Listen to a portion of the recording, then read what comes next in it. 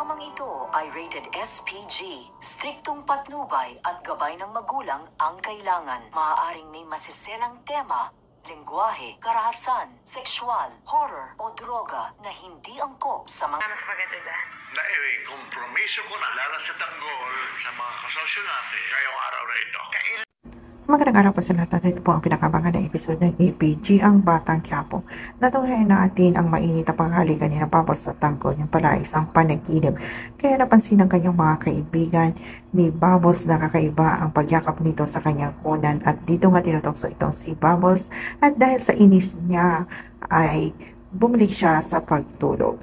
Samantala dahil kapistahan na nga ng Quiapo ay abala ang lahat. Maagang gumising ito si Tess at maaga din siyang nagluluto at maging si Tinding ay sinabi niya na tutulungan itong si Tess, ngunit sinabi ni Tess na kaya naman niya. Napansin nga nito ni Tinding na wala nga sa mood ito.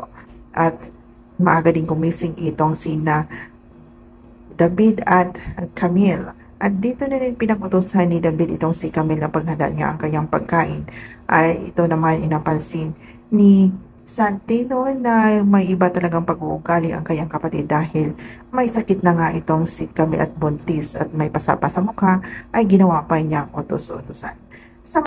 Maging sina Marcy at Nita ay abala rin at magang gumising dahil magbibigay nga daw sila ng mga ayuda sa Quiapo. At naghihatid nga ni Mokang ay nagulat naman itong si Mokang na makita ng mga kakahon-kahon na ayuda nito na ang pamumukha ni na Marcy at Nita ay naroon. At napatanong nga itong si Mokang kung bakit nandoon nga ang mga mukha ng kanyang ina at ama. At sabi naman ni Marcy para daw hindi sila makakalimutan kung sino ang tatanggap ng kanilang mga ayuda. At maging mga kapulisan ay abala rin at maaga sa kanilang pwesto para mapanatili ang katahimikan ng piyesta ng Nazareno. At may malakihan din silang operasyon na gagawin ang pagre-read nito sa malaking laboratorio na pamangay-ari ni Don Ramon Montenegro.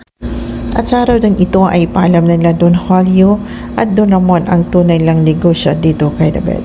At samantala, sa araw din ito ang paglilitas ni Amanda sa kamay ni Agustus. Kaya tutok lang mga kapatid dito sa APG, ang Batang Quiapo. If you like this story, please subscribe, like, and share, at bell na rin po ang notification para po sunod na aking mga upload ay manotify po kayo. Maraming salamat at God bless po.